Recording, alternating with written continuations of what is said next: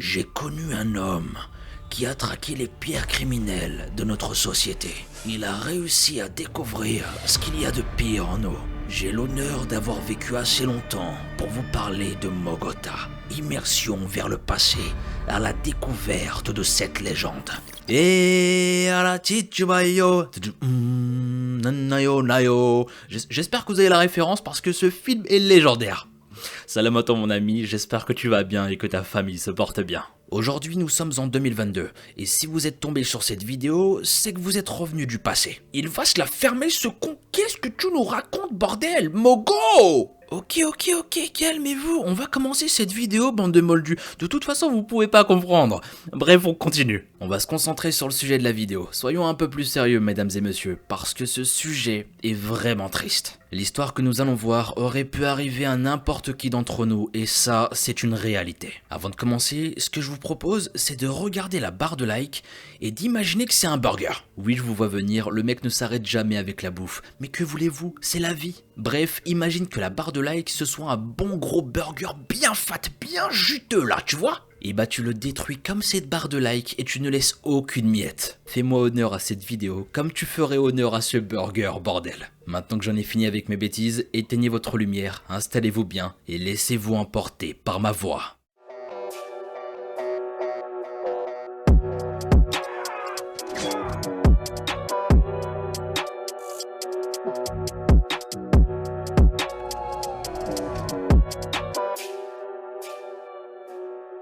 Le 2 août 2007, Samantha Madgin, une jeune maman de 18 ans, est attaquée. Elle va s'effondrer dans une ruelle de Wallsend à Newcastle, en Angleterre. Elle essaiera de se défendre, mais elle sera poignardée 10 fois d'affilée. L'attaquant a frappé encore et encore et encore, jusqu'à ce que Samantha ne réagisse plus. C'est ce que dira sa petite sœur Carly, les yeux au bord des larmes. Voici ce que va dire James, une connaissance de Samantha qui était proche du lieu où la scène s'est produite. Il a pu s'y rendre très rapidement et il va dire les choses suivantes. J'ai entendu une respiration, j'ai cru qu'elle allait s'en sortir, mais ce n'était pas le cas. C'était son dernier souffle, vous savez quand on passe de la vie à la mort. Mais le plus choquant dans cette affaire reste encore l'attaquant de Samantha. Une jeune fille de 15 ans seulement, complètement ivre et droguée au moment des faits. Il s'agissait de la petite Jordan Jobson. Sans plus attendre, on va revenir en arrière avant que tout ça se produise. Et on va essayer d'avoir un maximum de détails sur ce qui s'est passé. Découvrons ensemble l'histoire de Samantha Madgin. Let's begin.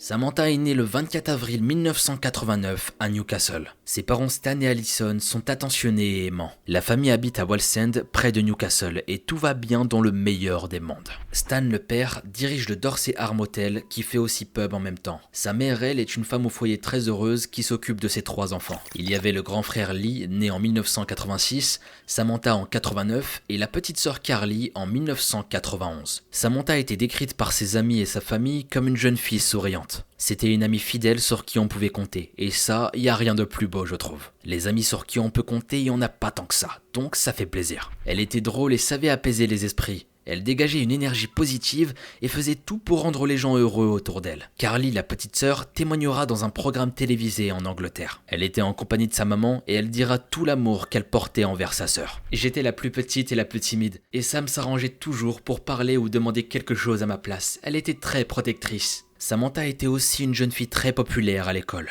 Elle avait beaucoup d'amis et s'entendait très bien avec le corps enseignant. Elle était plutôt aimée et tout le monde avait une belle image d'elle. Wallsend, c'est la ville où a grandi Samantha. Il s'agit d'une banlieue de Newcastle qui vivait essentiellement de construction navale. Mais ces dernières années, l'industrie perd en importance. Des sociétés ferment, du chômage et de la pauvreté se créent. Et tout ça va provoquer une grosse expansion de vente de drogue et une bonne explosion de violence dans cette charmante petite ville de banlieue. Cependant, la famille de Samantha dira qu'il y a effectivement de la criminalité. Mais ils n'ont jamais ressenti de peur ou n'ont été agressés. Pour eux, c'était un endroit qui avait ses travers comme il y en a partout dans ce monde. La famille va même dire que Wallsend est un bel endroit. La communauté est unie et les gens de cette ville s'entraident. Tout le monde se connaissait et c'était plutôt très cool. En tout cas ça, c'était lorsque les enfants étaient encore petits.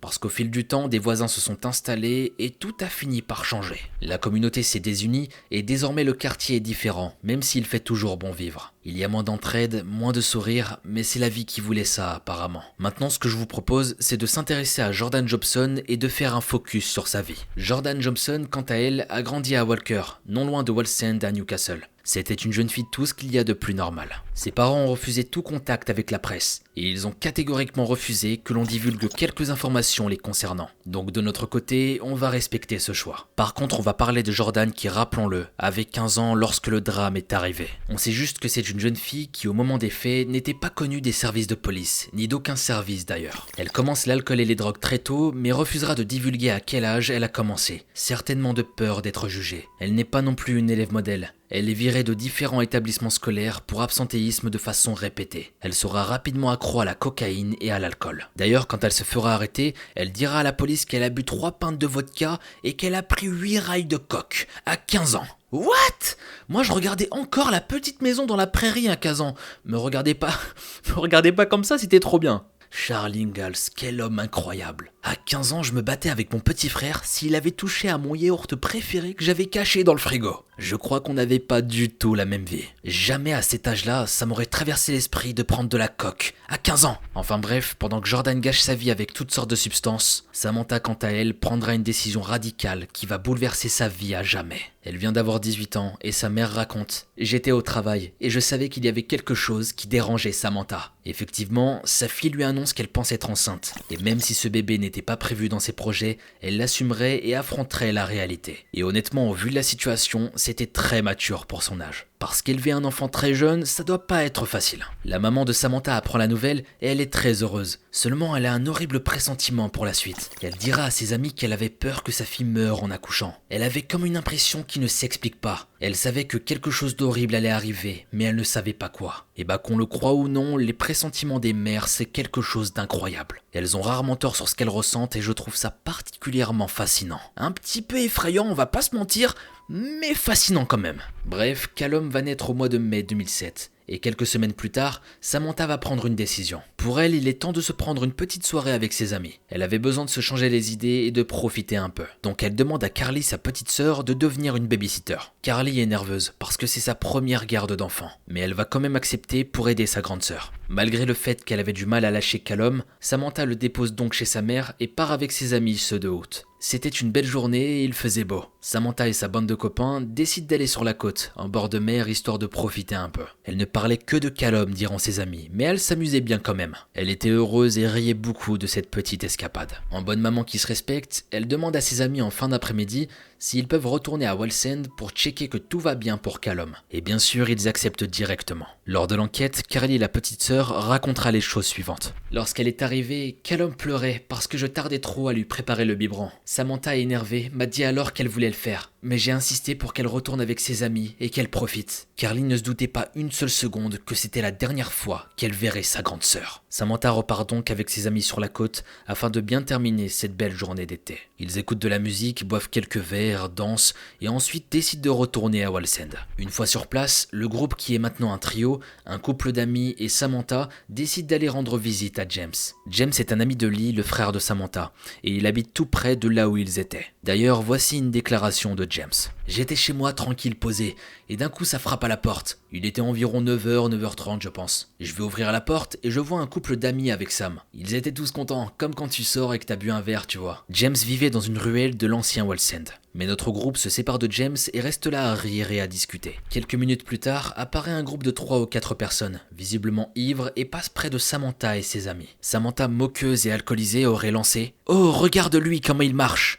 Tout ça en riant. Le groupe qui est en face semble offensé par la remarque, mais ne dit rien. Il s'engouffre dans un appartement qui se situait un peu plus loin, dans une ruelle juste à côté. L'ambiance est festive. Samantha et ses amis s'amusent quand tout d'un coup 2 hommes, Terry Davidson, 18 ans, et David Kerr, 35 ans, qui est le petit ami de Jordan Jobson, sortent de cet appartement. James dira que de chez lui, il entendra des cris et de l'agitation. C'était près de l'un des 2 magasins qui étaient à une rue de chez moi. Je me souviens m'être dit comme quoi c'était une bagarre, des mecs bourrés comme d'habitude. Là, une dispute va éclater entre les 2 groupes. Pendant ce temps-là, Samantha tente d'apaiser les esprits. Comme elle est occupée, elle ne voit pas sortir Jordan Jobson de ce même appartement. Elle avait un gros couteau à la main. Sans avertissement, elle se jette sur Samantha. Mais ce n'était pas une attaque avec un seul et unique couteau, non. Jordan s'est acharné sur Samantha et c'était une violence extrême. Elle s'effondre au sol, saignant abondamment.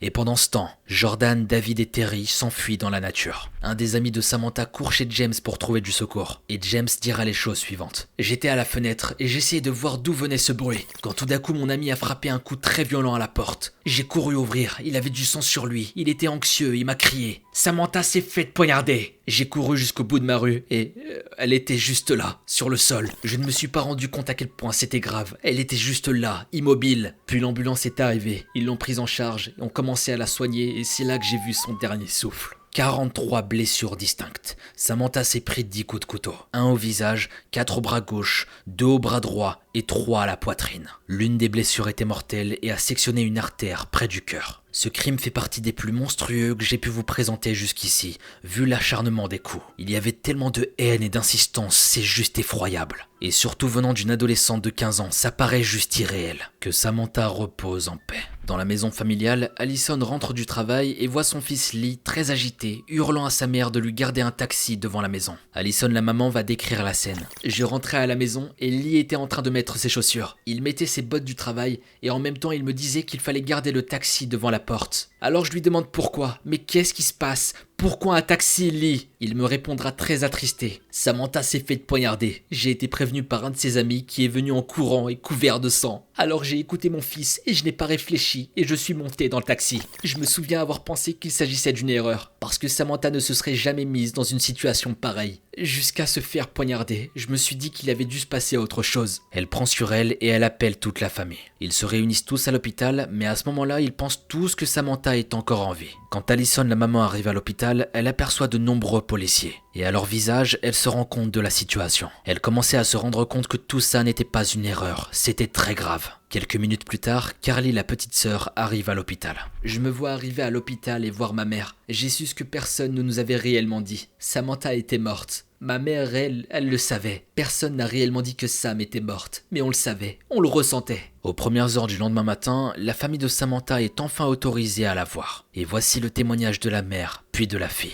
Je me souviens avoir beaucoup crié parce que je voulais la voir, parce que je ne croyais toujours pas qu'elle était morte. Je pense qu'il s'est passé au moins 5 heures jusqu'à ce qu'on nous autorise à la voir. Et c'était juste à travers une vitre. J'essayais de frapper à la vitre en pensant qu'elle allait se réveiller. Nous étions dans un cauchemar et nous voulions nous réveiller. Nous ne pouvions pas la toucher. On ne la voyait qu'à travers la vitre pour des raisons médico-légales. Mais je me souviens toujours m'être dit, est-ce que là, je veux vraiment la voir ? Nous y sommes allés avec ma mère et c'était mon dernier souvenir de Sam. Honnêtement, j'aurais aimé ne pas l'avoir vue morte. Imagine juste la scène. T'es avec ta mère et t'apprends que ta sœur est morte. Et là, vous allez la voir sans vie à l'hôpital pour la dernière fois. Ce que je dis est très dur, mais imaginez la douleur de la famille. Ce qu'ils ont dû vivre, je ne le souhaite à personne. Il n'y a rien de pire que de perdre un proche. Et surtout de cette manière, un meurtre d'une violence sans nom. C'est tellement triste. Le médecin légiste dira que ses blessures étaient compatibles avec quelqu'un qui avait essayé de se défendre. Jordan prétendait à de la légitime défense, mais la façon dont elle avait agi était totalement disproportionnée par rapport à toute menace que Samantha aurait pu faire contre elle. Par contre, même si nous, au moment de la rédaction de cette vidéo, on sait qui a tué cette pauvre Samantha, la police, elle, n'en est qu'au début de l'enquête. Et à vrai dire, elle n'a aucune idée de qui a pu faire ça. Samantha était une jeune fille aimée de sa communauté, et elle n'avait pas de problème en particulier. Bref, l'enquête commence pour la police. La première stratégie sera d'impliquer les médias locaux. Une enquête est réalisée sur Samantha et sa famille, mais rien n'apparaît. Samantha n'est pas une personne agressive, elle n'est pas impliquée dans le crime, la violence ou les gangs. Elle est juste une jeune maman qui avait besoin de décompresser le temps d'une soirée. Le psychiatre de l'affaire dira que l'agresseur était dans l'exagération. L'agresseur était dans un acharnement d'une extrême violence, en utilisant plus de coups que nécessaire pour tuer sa victime. Les 3/4 des crimes exécutés sous exagération sont faits par des personnes avec des problèmes mentaux, ou par des gens qui ont abusé de drogue et n'agissant plus de façon rationnelle. Mais tout ça ne collait pas avec le profil de Samantha. Quelques jours passent et la police reçoit un appel anonyme. Un voisin dira avoir vu les agresseurs entrer dans une maison pas très loin de la sienne. Après des recherches, il s'agit de la maison de la sœur du petit ami de Jordan, David. Effectivement, ils se sont présentés là-bas le soir du meurtre, couverts de sang. Ils ont dit qu'ils ont participé à une bagarre et s'ils pouvaient se laver. Les voisins les laissent entrer et ils vont se nettoyer. Le voisin ne se pose pas plus de questions. Il se dit que c'était juste une bagarre banale et qu'ils avaient besoin d'aide. Seulement quand la police se présente là-bas, il est déjà trop tard. Le trio criminel est déjà parti. Mais à force de recherche, 4 jours plus tard, la police retrouve et arrête David. Dans la foulée, ils n'ont pas besoin de rechercher Jordan puisque sa propre mère la dénonce à la police. Elle oblige sa fille à aller au commissariat de Newcastle et lui ordonne d'avouer son crime. Et c'est ce que Jordan va faire. Jordan déclare à la police que ce soir-là, elle s'est enfilé 3 pintes de vodka et 8 rails de coke. À partir de là, elle s'embarque dans un déchaînement meurtrier. Jordan admet avoir tué Samantha, mais elle va nier le meurtre. Elle dira qu'elle ne se souvenait pas de ce qu'elle avait fait. Elle parle beaucoup de combien elle a bu, de sa consommation de drogue, et ça elle s'en rappelle plutôt bien bizarrement. Mais par contre, elle ne se rappelle pas avoir poignardé à plusieurs reprises quelqu'un. Je pense qu'on peut le dire, on est sur un bon et gros mensonge pour avoir une peine allégée. Bref, elle parlera aussi d'une relation avec un homme beaucoup plus âgé et comment ça l'a conduite à boire et à prendre de la drogue. Et que quand elle s'est mise avec David, elle a doublé sa consommation. Elle dira qu'elle ne voulait pas de lui, qu'il était trop vieux, qu'elle se servait juste de lui pour avoir de la drogue et de l'alcool. Effectivement, le psychiatre dira qu'avec l'alcool et la drogue qu'elle prétend avoir consommé, elle a dû être sujette à des crises de paranoïa extrême. Elle aurait pu regarder quelqu'un et croire que cette personne veut la kidnapper ou lui faire du mal. Jordan insiste sur le fait qu'elle n'avait pas l'intention de tuer Samantha, ni de blesser qui que ce soit d'ailleurs. 5 jours après le meurtre, Jordan Jobson est inculpée et l'Angleterre est indignée. Là, à ce moment précis, elle est sous le choc. Elle ne s'attendait absolument pas à ça. Pour elle, ça ne pouvait être qu'un barjot, un malade qui a tué sa sœur. Mais non, pas du tout, c'était une fille de son âge. Le jour du procès arrive et nous sommes le 19 février 2008. La presse s'entasse devant les portes du tribunal afin de recueillir la moindre petite information croustillante. L'histoire fait beaucoup parler d'elle dans le pays et tout le monde est choqué. Alison, la maman, va déclarer les choses suivantes. Elle ressemblait à une jeune fille de son âge, mais dans ses yeux, j'ai pu voir le mal. On avait l'impression qu'elle ne comprenait pas ce qu'elle avait fait. Tout au long du procès, Jordan ne montrera aucun remords. Elle s'exprimera comme si elle n'avait blessé que légèrement Samantha. Ce qui était complètement faux et ça énervait beaucoup la famille de Sam. On découvre aussi que l'équipe médico-légale a retrouvé le couteau ayant servi au meurtre dans un égout près de l'endroit où Samantha a perdu la vie. Quant à Jordan, elle laissera une image d'elle d'une jeune enfant dans le box des accusés. Elle était accompagnée de 2 travailleurs sociaux. Elle était propre et soignée. Mais elle était aussi très hautaine dans son attitude, selon certains. On découvre aussi lors de la reconstitution que le soir du meurtre, lorsque David et Terry sont sortis de l'appartement, ils avaient aussi un couteau et menaçaient Samantha et ses amis avant que Jordan n'arrive. Tout le long du procès, Jordan répétera qu'elle n'avait aucun souvenir de l'attaque. Par contre, la cour lui rappelle qu'elle se souvient de 3 pintes de vodka et de 8 rails de coke, donc c'était vraiment bizarre. Elle se rappelle de tous ces détails concernant sa consommation, mais elle ne se rappelle pas avoir pris un couteau et avoir poignardé 10 fois une personne. Un peu gros quand même. La cour ne pourra jamais confirmer les dires de Jordan, pour la simple et bonne raison que Jordan a été arrêté plusieurs jours après le meurtre. Donc forcément, aucun examen toxicologique n'a été pratiqué. Ici, il était quand même difficile de comprendre comment une jeune fille de son âge, qui a une corpulence mince, a pu avoir consommé tout ce qu'elle dit avoir pris. C'est difficilement possible. À mon avis, elle s'était certainement servie de cet argument pour sa défense. Elle a aussi confirmé qu'elle a agi en état de légitime défense, parce que c'était Samantha qui avait commencé à attaquer. Apparemment. Elle dira que Samantha avait une bouteille de vodka à la main et qu'elle a eu peur. Le problème ici, c'est que Samantha a quand même 43 blessures et qu'elle va aussi carrément perdre ses doigts pendant la bagarre. Il y avait beaucoup de preuves qui démontraient qu'au contraire, c'était Samantha qui s'était défendue contre Jordan. Le jury n'a pas cru un mot de ce que déclarait Jordan le 3 mars 2008. Il délibère en 90 minutes seulement et la déclare coupable de meurtre. Pour la famille de Sam, c'est un soulagement. Justice a été rendue, même si ça ne l'aura pas rendu Samantha. Ils sont comme Jordan, condamnés à perpétuité, à vivre avec la souffrance et l'absence de leur être cher. Malgré l'enquête approfondie de la police jusqu'à ce jour, Jordan n'avait aucune raison de faire tout ça. Elle a eu une enfance normale, ses parents ne sont ni drogués, ni n'ont été violentes avec elle. Il n'y a aucune explication de ce qu'elle a fait. Jordan est donc coupable de meurtre et condamnée à perpétuité sans possibilité de libération après 15 ans. Elle pourra être libérée à l'âge de 30 ans. Ses 2 complices ont été condamnés également pour bagarre sur la voie publique. Et la sœur de David le sera également pour dissimulation de preuves. Jordan a fait appel à sa peine 2 fois, et sa peine sera finalement réduite de 4 ans, donc la peine maximale est ramenée à 11 ans au lieu de 15. Elle purge sa peine jusqu'en 2018 et elle est transférée dans une prison ouverte. Mais elle repart au bout de 3 mois pour avoir menacé une autre détenue. Elle continue d'avoir avoir un comportement agressif et ne regrette vraiment rien. Ses codétenus diront qu'elle violait régulièrement les règles de ses sorties conditionnelles. Elle avait un comportement hautain et parlait de ses crimes de façon dédaigneuse, comme si elle n'en avait rien à faire. Elle n'a visiblement toujours pas compris ce qu'elle a fait et n'est pas consciente de ses actes. Pendant ce temps, la famille de Samantha doit vivre avec l'idée qu'elle va un jour sortir de prison. Callum avait 10 semaines lorsque sa maman est morte, mais il est très bien entouré avec ses grands-parents, oncles et tantes. Allison, la mère, se confiera sur son inquiétude concernant la sortie de Jordan. J'ai toujours essayé de continuer ma vie en me concentrant sur les bonnes choses et pas sur elle. Mais quand elle a été libérée, ça m'a tout rappelé. Son comportement montre à quel point elle n'est pas prête de retourner à la vie normale. Elle n'a rien appris, ce n'est plus une enfant, c'est une adulte. Et Callum aura-t-il envie de se venger? Dans quel état d'esprit sera-t-il quand il va grandir? L'assassin de sa mère peut parfaitement marcher dans la rue à côté de lui. On ne sait pas si son fils va se venger un jour. Je ne l'espère pas sincèrement. J'espère qu'il a pu grandir en paix et je lui souhaite tout le bonheur du monde. Stan, le papa de Samantha, dira qu'il a toujours veillé sur son petit-fils Callum. Il disait qu'il veillerait toujours sur lui, lui montrant que sa mère était merveilleuse. J'ai été le plus heureux des hommes quand j'ai su que j'allais être grand-père pour la 2e fois. Mais tout s'est brisé avec la mort de Sam. Elle était absolument magnifique.